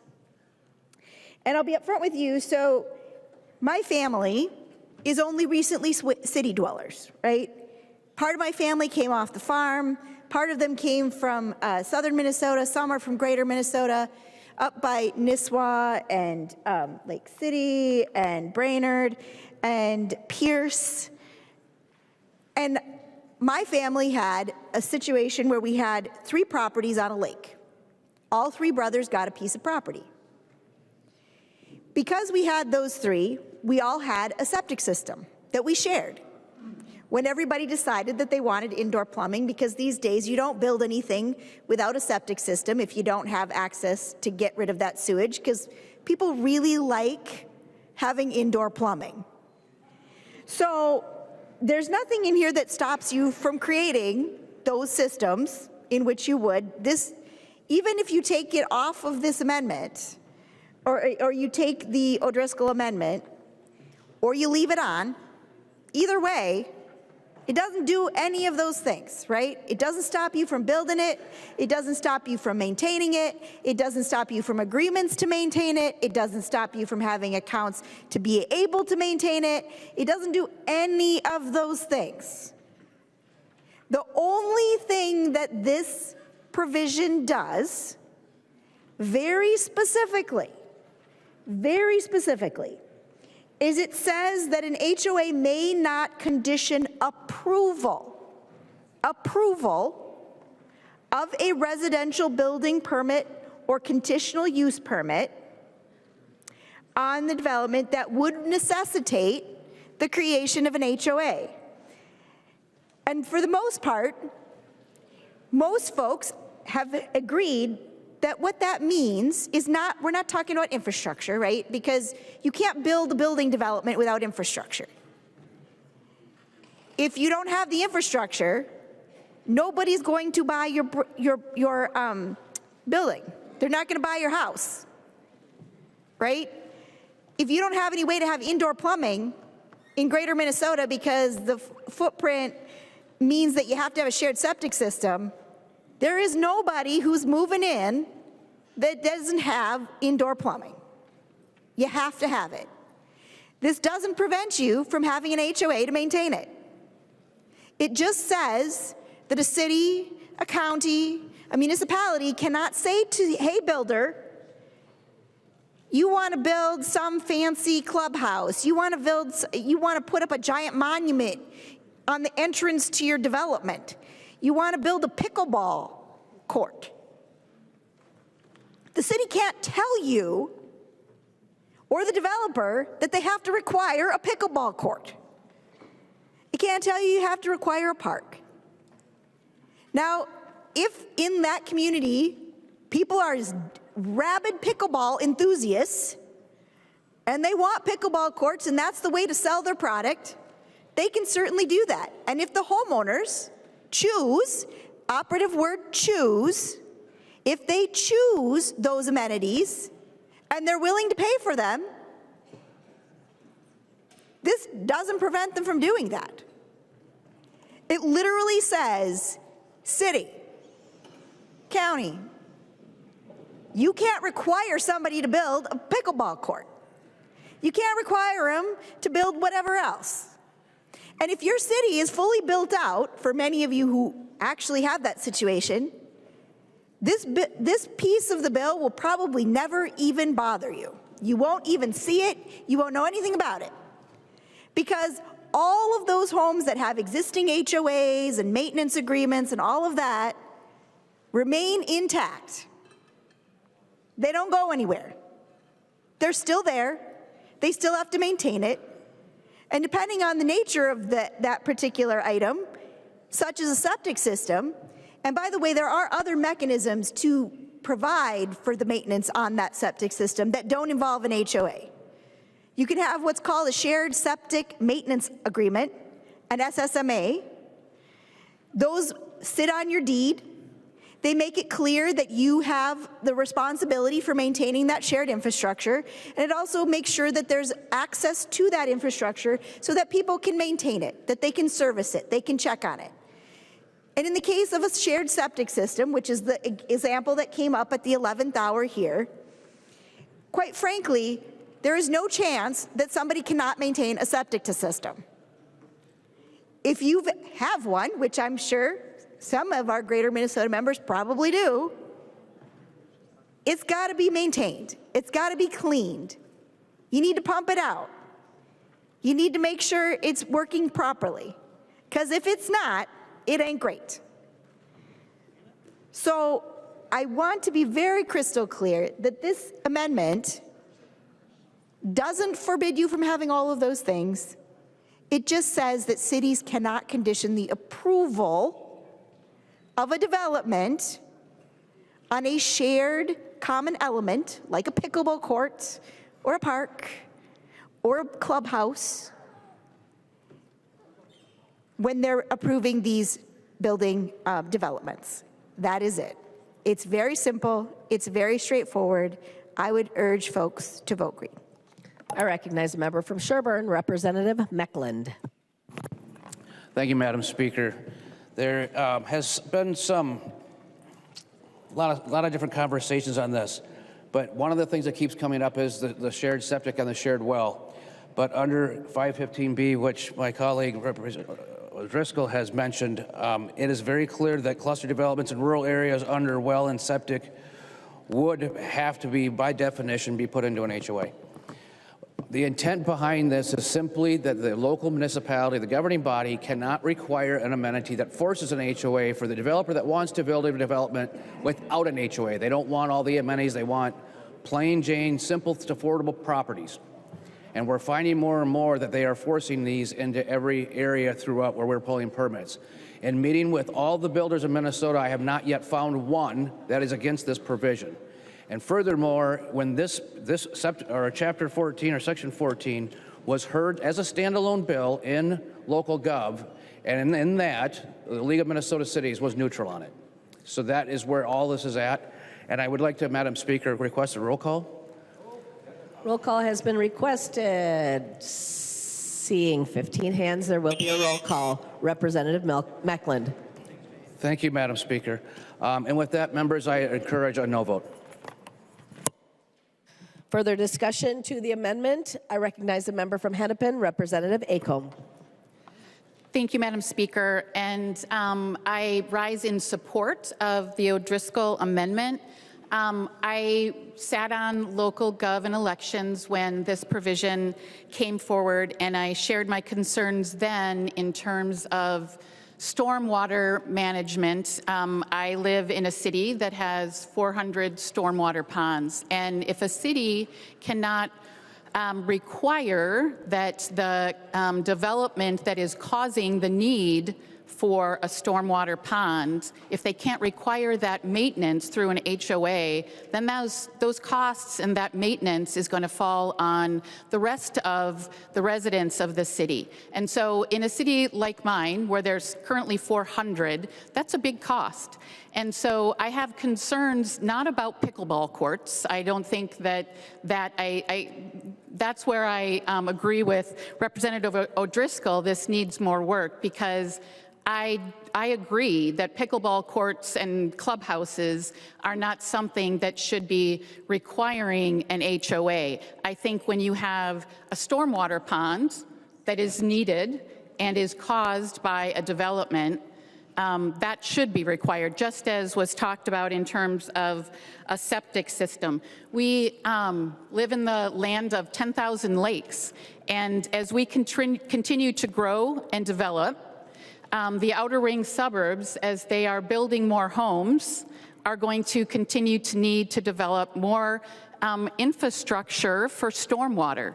And if there isn't a method or an opportunity to get the community that is causing that, those homes that are causing the need for that stormwater to pay for the maintenance, then that falls on the rest of the taxpayers. And I don't think that that is a fair way to do it. My cities have reached out to me about this provision, and I encourage people to vote green on the O'Driscoll amendment. Thank you, Madam Speaker. Further discussion to the amendment. I recognize Representative Bonner.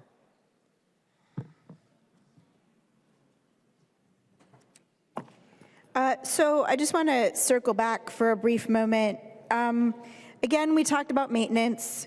I just want to make sure that folks are aware that on line 5 or 51.22 of the bill under exceptions, it specifically has nothing in this section prohibits a local government from requiring the maintenance or insurance of common elements. I want to be very clear about that part in case anybody hasn't read it already. It's covered. I also want to make sure that we say that it also provides, as under on 51.25, that a project applicant, it also, nothing in the section prohibits the project applicant from providing an easement to any public infrastructure as well. We also had this conversation about falling on the back of all the taxpayers. First of all, many of these structures exist today. When they do exist, they generally do require some sort of a maintenance tool. Whether it's an SSMA, that shared septic maintenance agreement, whether it's an HOA or something else, that's just good business practice. Those things already exist. This bill doesn't forbid that. You can still do that. And in fact, I highly recommend it, by the way, just to be clear, because those bills do eventually come due, and just like shared dock access or a shared road or whatever it is, if it needs maintenance, at some point, if it's your responsibility under the agreement when you purchased your home, you're going to want to make sure that you have funds to cover that, so you don't have to do that out of pocket. Also, when we talked about falling on taxpayers, let's also be clear that, let's just say hypothetically, that a city decide, the agreement between a builder and a city is that they own a piece of public infrastructure. If they do, there's also this sense that you also have the ability to levy assessments against individual homeowners for very specific things. So a couple years ago, we got an assessment on our home because they were going to replace the street in front of my house. They were going to redo the curbs. And the city came to us and they handed us a thing, which they do this literally every day. And they said, you can either pay this amount, X amount up front, or you can spread it out on your property taxes over so many years to make it more affordable. Now, fortunately, we were in the cash position to be able to just pay for it up front. But a lot of people choose to put it out over time so they don't have a big bill that comes due. And it is assessed specifically to the people who are impacted by that road and that curb. Not every taxpayer in the city paid that assessment. I did. My family did.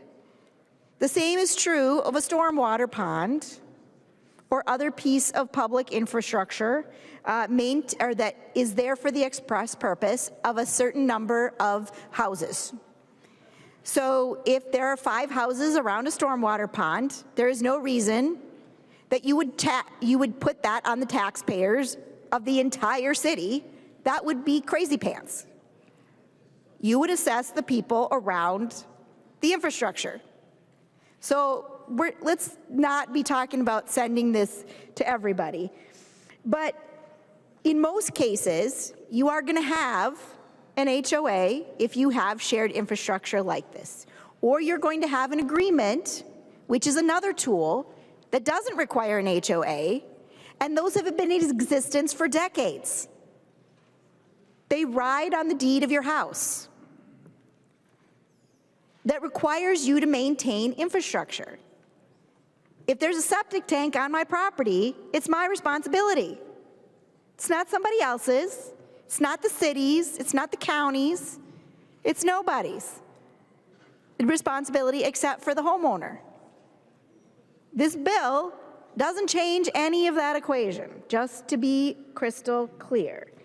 I also want to make clear that the Minnesota Common Interest Owners, Minnesota Common Interest Ownership Act, which was established in 1994, also grants boards authority over assessments, insurance, and management of cluster developments in rural areas, including things like wells and septics that could be classified as common property and would require an HOA. It's literally already in the statute.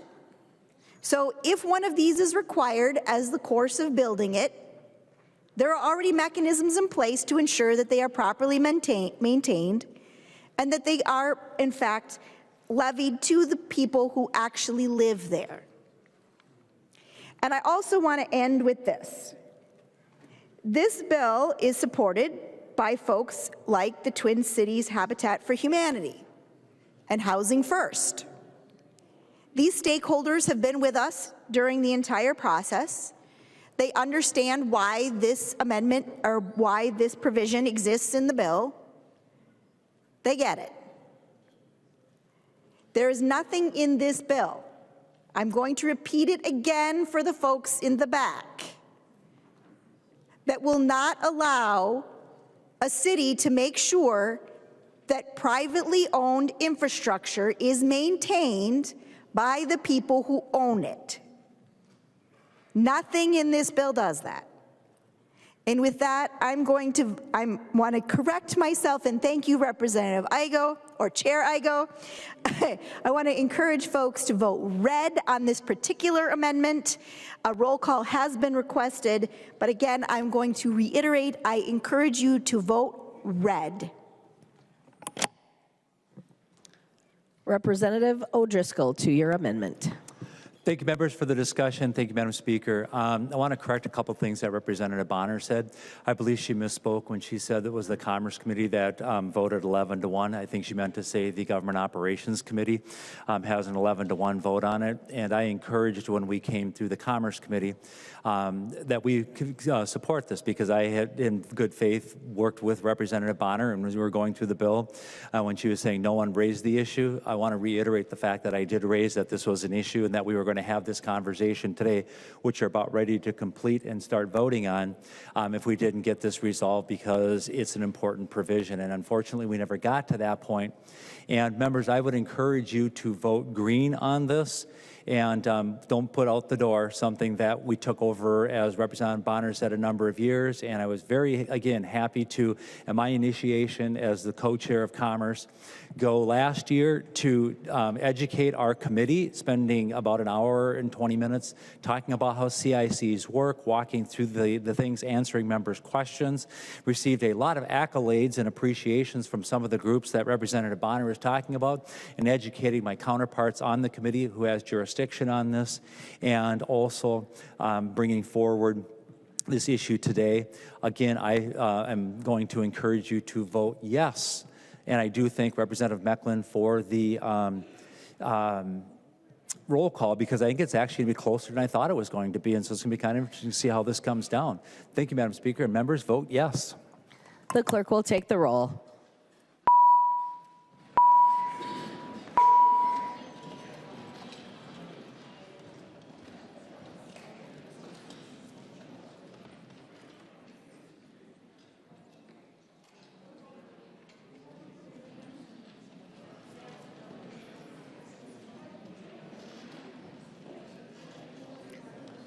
The clerk will call the names of the members participating remotely. Franzen. One more time. Franson votes no. Franzen votes no. Green. Green votes aye. Green votes aye. McDonald.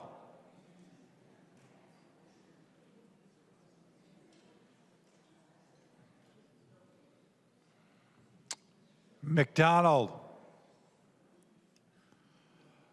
Momani Hiltsley. Momani Hiltsley, aye. Momani Hiltsley votes aye. Perez Vega. Go ahead. Perez Vega, no.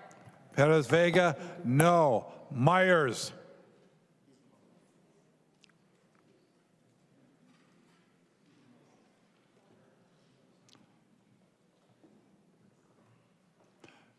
McDonald. McDonald, no. McDonald votes no. Myers.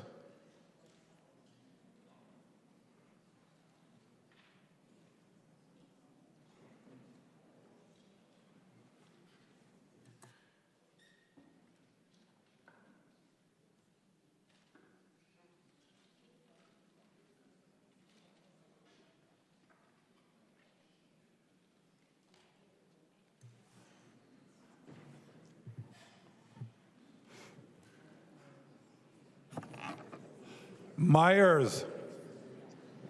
Go ahead. Myers votes aye. Final bill. No, it's the amendment. Myers votes aye. Myers votes aye. Myers votes aye.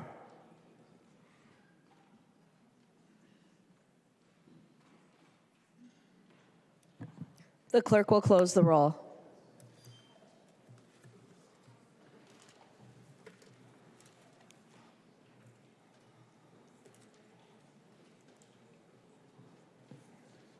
There being 47 ayes and 86 nays, the amendment is not adopted. There are no further amendments at the desk. The clerk will give the bill its third reading as amended. Third reading, Senate File Number 1750, as amended. Third reading. Discussion to the bill. I recognize the member from Hennepin, Representative Katiza Wattoon. Thank you, Madam Speaker. Members, I rise in support of this bill.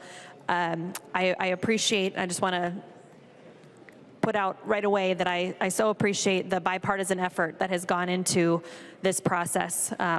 Representative Bonner, the senators in the other body, those who have worked on this and contributed to this. This is something that I have heard from my constituents about over and over and over again for the last 8 years, and it has been a labor of love, certainly on your part, and it has not always been easy.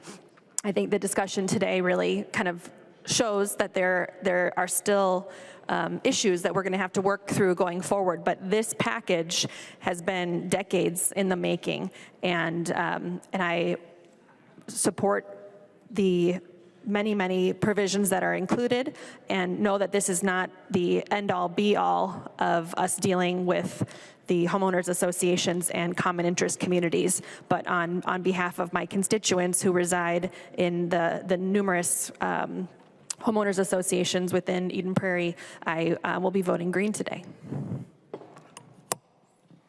Further discussion to the bill? I recognize the member from Hennepin, Representative Howard. Thank you, Madam Speaker. And I, too, first want to thank all the legislators that have worked for years on this, but especially Representative Bonner.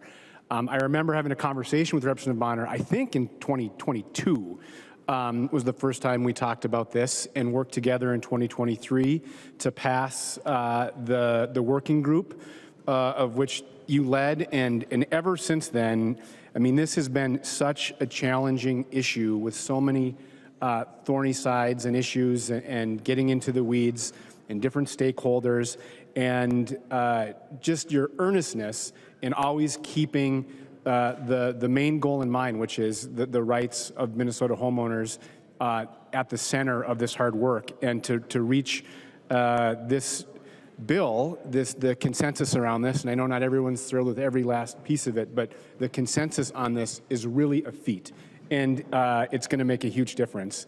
You know, members, HOAs are an entity that they essentially have, you know, governmental powers, you know, to fine, to levy fees, to police behaviors and freedoms, and even to foreclose on someone. You know, these are huge powers that can have severe consequences on the quality of life for individuals and families. And, you know, we as the state, we grant HOAs that power.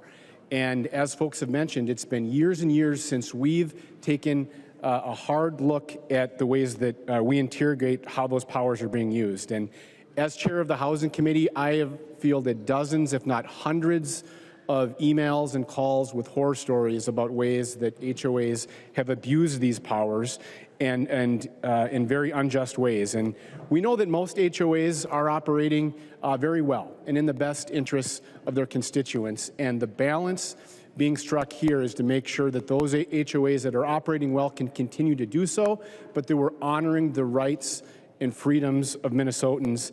And the ways this is doing that, limiting foreclosure powers, limiting those unjust fees, removing conflicts of interest, creating more ability for homeowners to navigate disputes and more ability to participate in these processes. All of these vital reforms will protect foundational rights and make housing more affordable for the million-plus Minnesotans who live in HOAs. It is an excellent, excellent bill.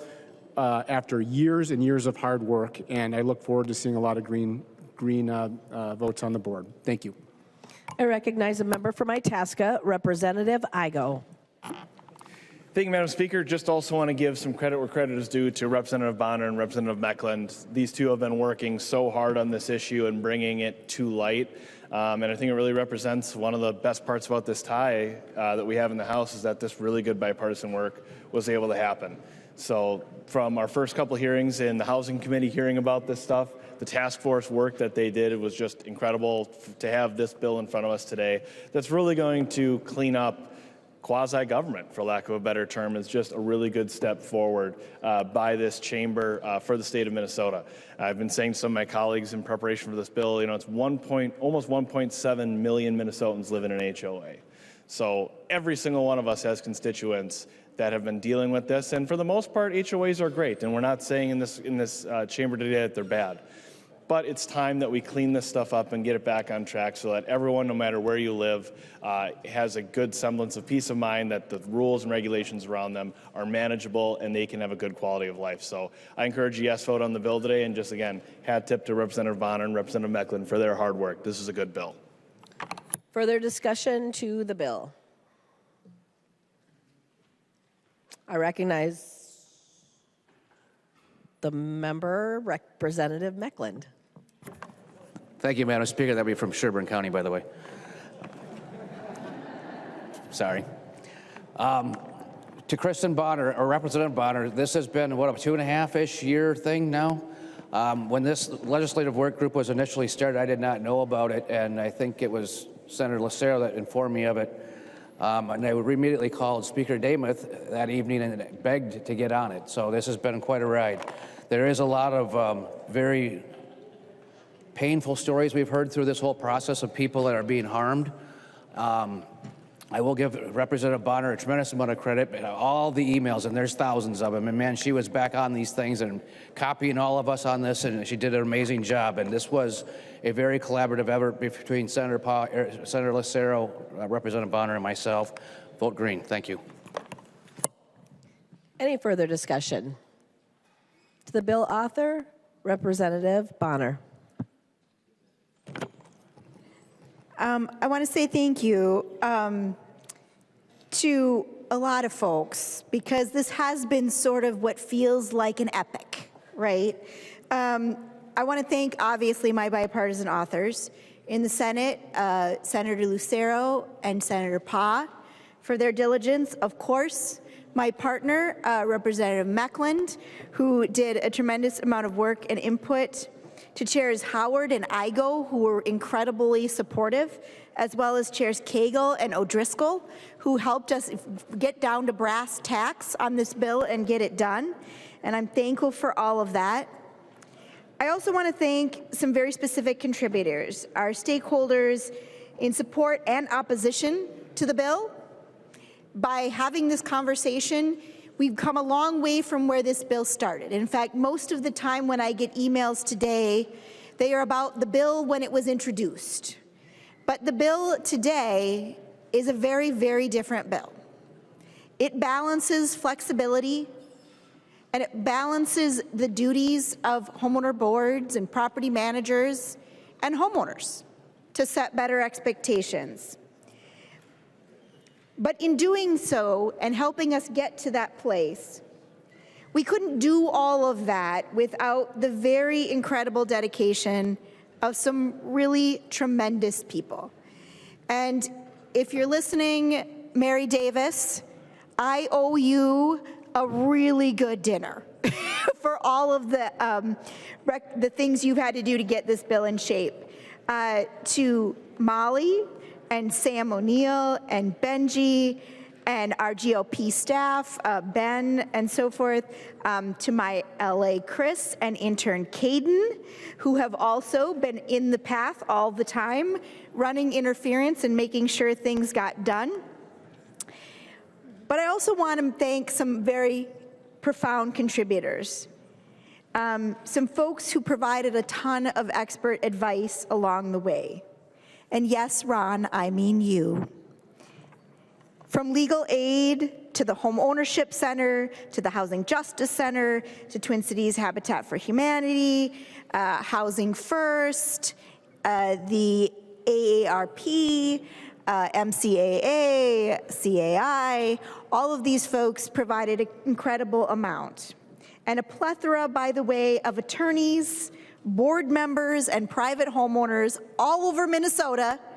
If you wrote to me, I read your email, and you might have ended up as a change request in our change log. So I listened carefully for any item or suggestion that could improve the bill and listened to people from various viewpoints across the spectrum who really, really varied.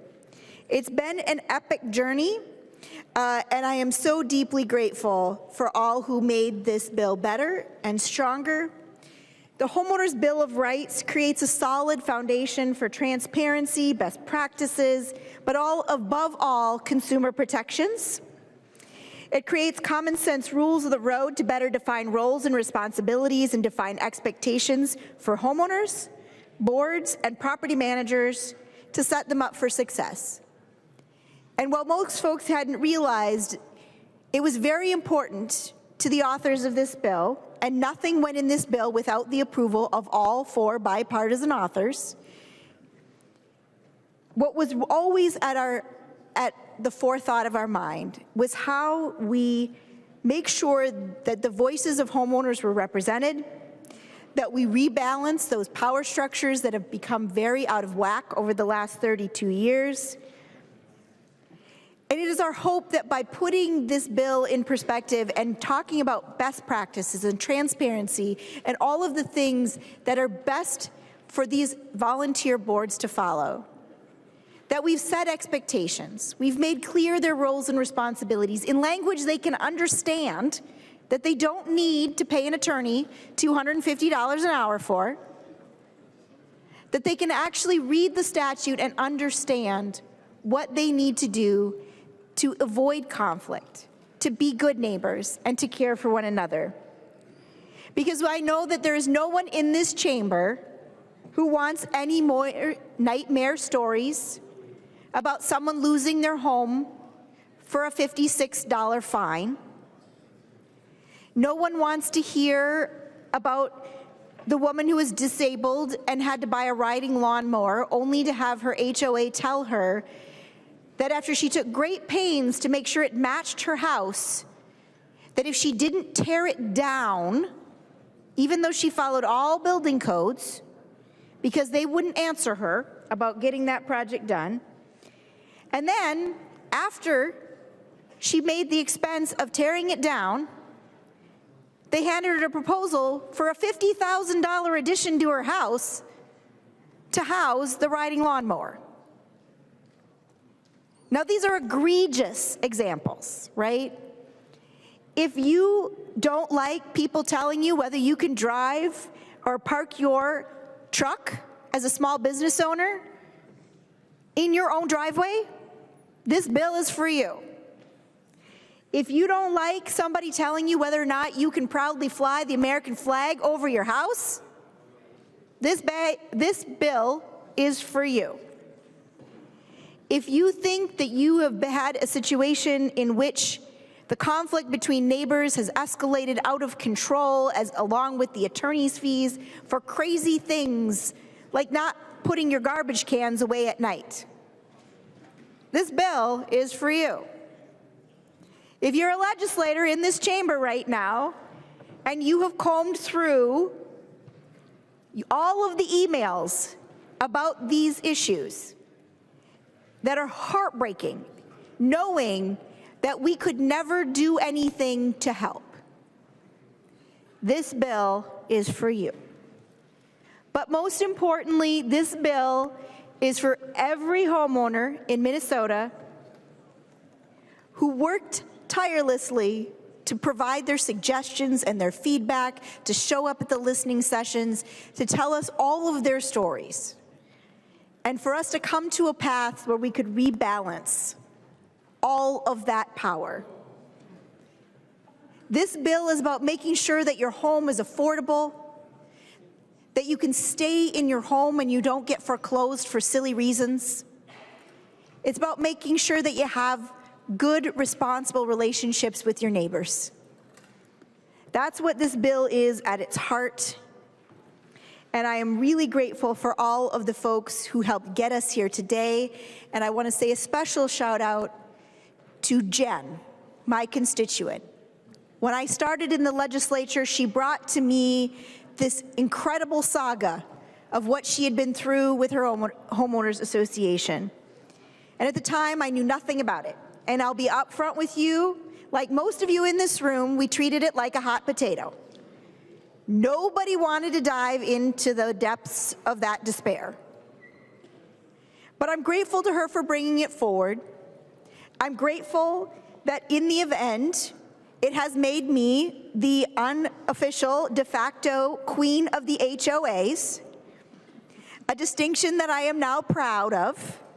But really, today is a victory for homeowners. And I want to appreciate all of the hard work that got us here and all of the people who got us here, and above all, to acknowledge those individual Minnesotans who live in HOAs across this state. This one is truly, truly for you. Vote green. The clerk will take the roll.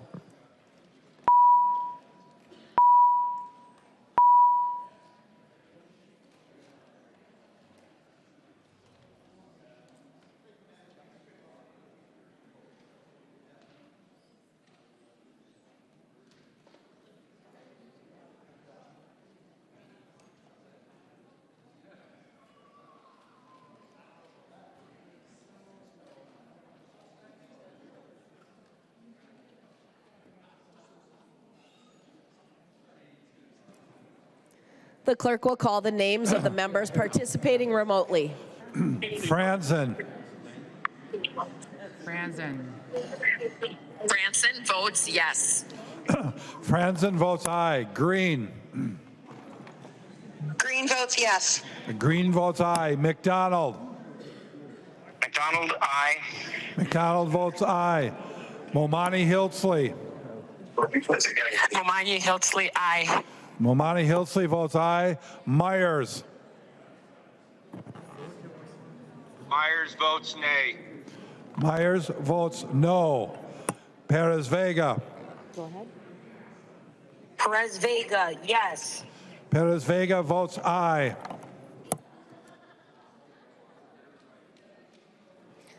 The clerk will close the roll.